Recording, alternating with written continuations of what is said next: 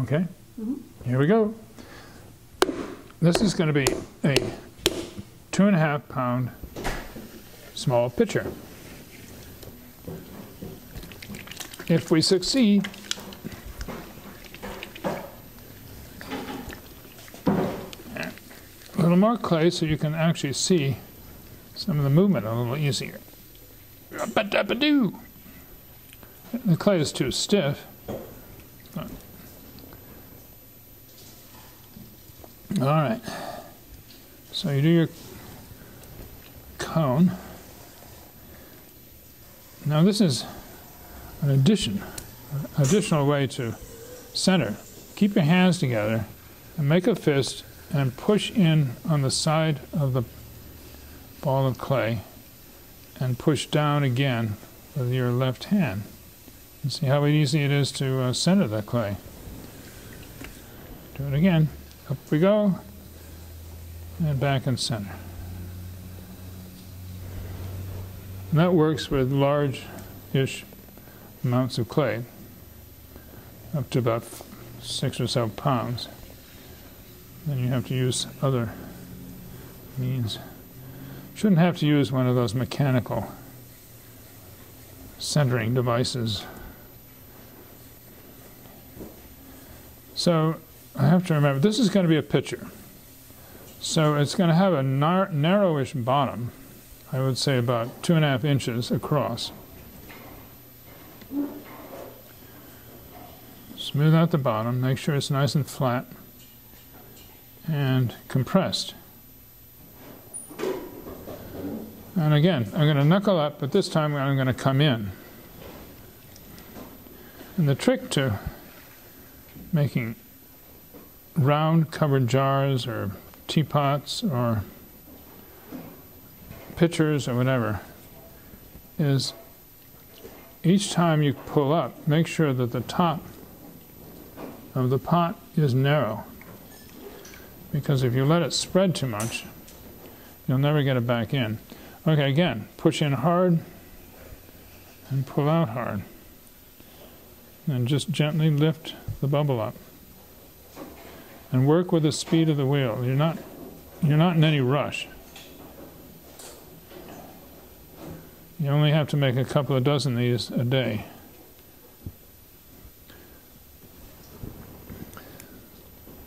So I want to make sure that the lid, the top, is narrow. Just keep pulling it in, narrowing it each time you come up. Even though it seems contradictory. Okay, push in hard again, so quite a bit of clay to come up. Form your bubble from the inside and then come on up. And I'm going to leave this in a pretty tight cylinder until I get most of the clay up.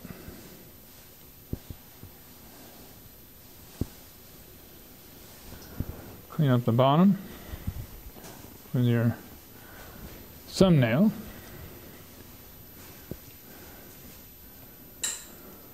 You don't want to leave a lot of water in the pot while you're pulling it up, so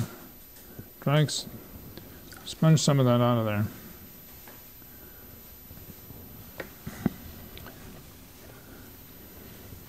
Make sure you got enough water on the wall of the pot. Now this time I'm going to come out just a little bit from the bottom to start the curve.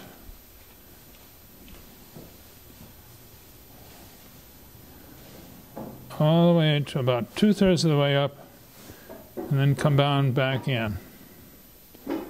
Now see, a lot of people would just come straight up and you'd have a wide top, but you'll never get that back in. So I want to make sure that I keep coming in at this point and make sure I have a narrow top. And it's not narrow enough, so I'll come in some more.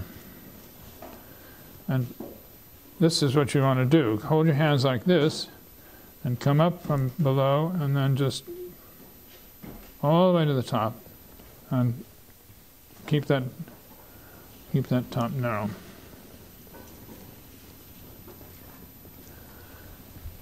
Let's come out a little more and pull a little more of the clay up. You always want to use as much of the clay as you can, and if the thing collapses, well, you know you've done your best.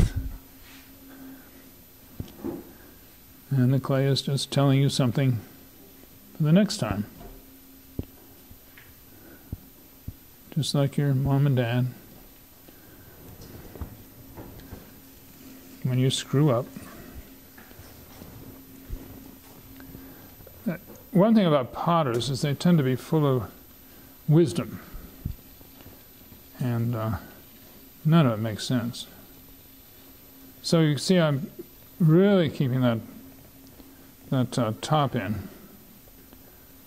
And I'm not having any trouble keeping it in because I kept it in from the very beginning. Now, if the camera were on me, I'd probably pull this thing up again, but I'm afraid I might lose the whole thing, so I don't want to do that.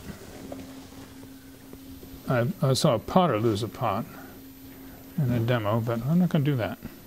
All right, so I'll use a rib to come on out. And this is going to be a roundish pitcher. The rib compresses the clay as you push out from the inside, and so it keeps it from collapsing. You can put out a little more down in the bottom.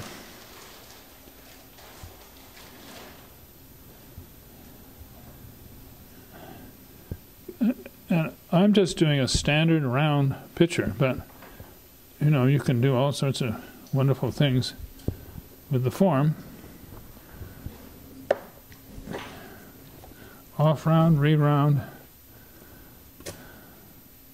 and make sure you keep the water out of the bottom. The water sitting on the bottom will expand the clay down there, and then you're going to have problems with cracking.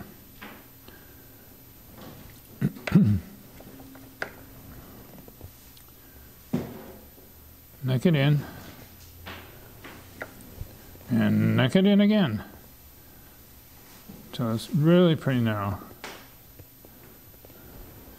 And then throw the top a little more. The first pitchers I learned to make were what Wildenhain called double rim pitchers. And boy, do you get sick and tired of those after a while, after 10 or 15 years of them. And I like the way the English do their pitchers and their lips. Which is sort of a nice, that's a pretty damn nice looking picture if I do say so. And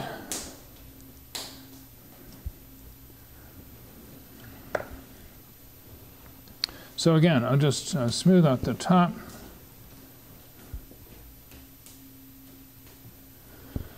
And sometimes I use one of these wonderful little Cheryl ribs, mud tools they're called.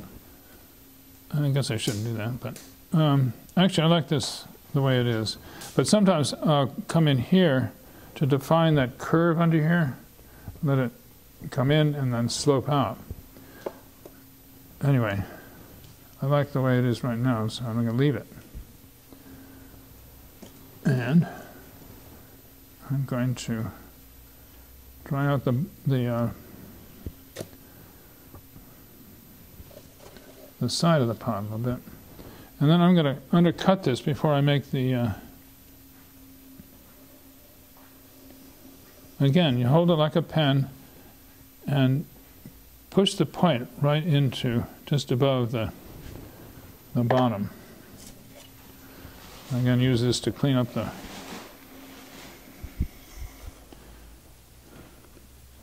this thing.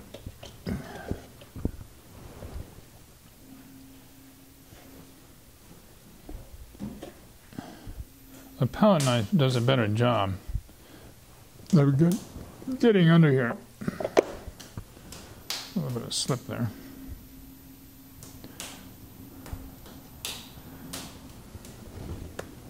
Okay. The spout. Hold, can you see that? Hold your fingers like this and pinch in a little bit, and then with your index finger round out the spout and pull it out a little bit.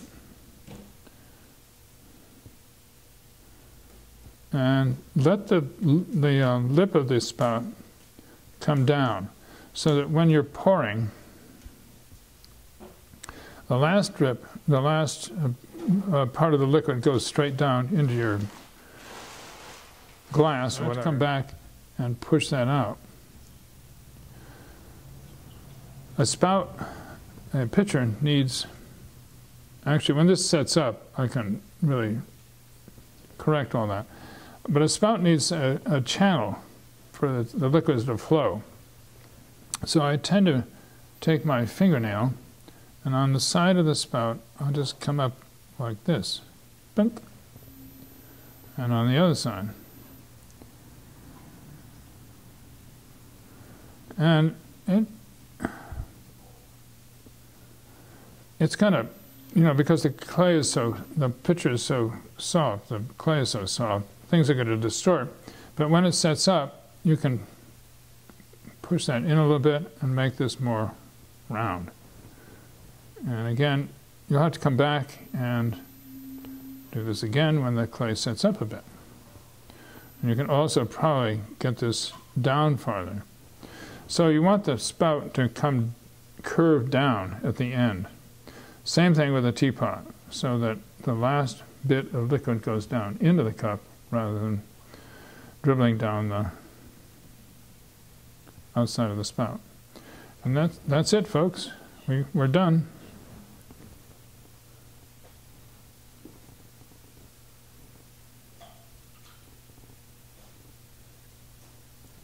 No. Hi.